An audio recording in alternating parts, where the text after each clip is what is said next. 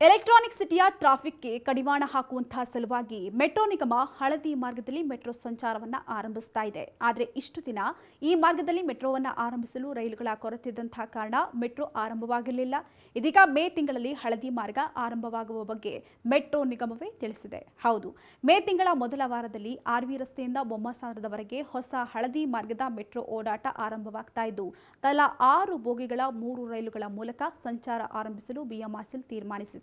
ಈ ಮಾರ್ಗದಲ್ಲಿ ಸಂಚಾರ ಆರಂಭಿಸಲು 90 ಬೋಗಿಗಳ 15 ರೈಲುಗಳ ಅಗತ್ಯತೆ ಇದೆ. ಆದರೆ ರೈಲು ಬೋಗಿಗಳನ್ನು ನಿರ್ಮಿಸಿಕೊಡುವಂತಹ ಗುತ್ತಿಗೆಯನ್ನ ಪಶ್ಚಿಮ ಬಂಗಾಳದ ಮೂಲಕ ಟಿಟಾಗರ್ ಕಂಪನಿಗೆ ನೀಡಲಾಗಿತ್ತು. ಈ ಕಂಪನಿಯು ಈಗಾಗಲೇ ತಲಾ 6 ಬೋಗಿಗಳನ್ನು ಒಳಗೊಂಡಂತಹ 2 ರೈಲುಗಳನ್ನು ಪೂರೈಸಿದೆ.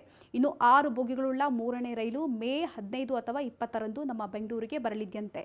ನಂತರ ತಲಾ 6 ಬೋಗಿಗಳ 3 ರೈಲುಗಳ ಮೂಲಕ ವಾಣಿಜ್ಯ ಸಂಚಾರ ಆರಂಭವಾಗಲಿದೆಯಂತೆ. ಸದ್ಯ ಆರ್ವಿ ರಸ್ತೆ ಬೊಮ್ಮಸಂದ್ರ ಮಾರ್ಗಕ್ಕೆ ಅಗತ್ಯವಿರುವಷ್ಟು ರೈಲು ಬೋಗಿಗಳ ಲಭ್ಯವಾಗದಂತಹ ಕಾರಣ ಸದ್ಯ ಪೂರೈಕೆಯಾಗಿರ್ತಕ್ಕಂತಹ 3 ರೈಲುಗಳನ್ನು ಕಾರ್ಯಾಚರಣೆಗೊಳಿಸ್ತಾ ಇದ್ದು, ಪ್ರತಿ 20 ನಿಮಿಷಕ್ಕೊಂದು ರೈಲನ್ನು ಓಡಿಸಲು ನಿರ್ಧರಿಸಲಾಗಿದೆ. ಈ ಮಾರ್ಗದಲ್ಲಿ 16 ನಿಲ್ದಾಣಗಳಿದ್ದು, ಶುರುವಿನಲ್ಲಿ ಆರ್ವಿ ರಸ್ತೆ, ಜಯದೇವ ಆಸ್ಪತ್ರೆ, ಸಿಲ್ಕ್ ಬೋರ್ಡ್, ಇನ್ಫೋಸಿಸ್ ಮತ್ತು ಬೊಮ್ಮಸಂದ್ರದಲ್ಲಿ ಮಾತ್ರ ರೈಲುಗಳನ್ನು ನಿಲುಗಡೆ ಮಾಡಲು ತೀರ್ಮಾನಿಸಲಾಗಿದೆಯಂತೆ.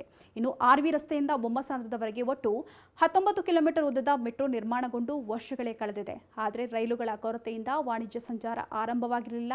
ಇನ್ನು ಹಳದಿ ಮಾರ್ಗವು 16 ಎತ್ತರಿಸಿದಂತಹ ನಿಲ್ದಾಣಗಳನ್ನು ಹೊಂದಿದೆ. ಜೊತೆಗೆ ಆರ್ವಿ ರಸ್ತೆ ನಿಲ್ದಾಣವು ಹಸಿರು ಮಾರ್ಗ ಮತ್ತು ಜಯದೇವ ಆಸ್ಪತ್ರೆ ನಿಲ್ದಾಣವು ಪಿಂಕ್ ಮಾರ್ಗಕ್ಕೆ ಪ್ರಮುಖ ಸಂಪರ್ಕವನ್ನು ಹೊಂದಿದೆಯಂತೆ.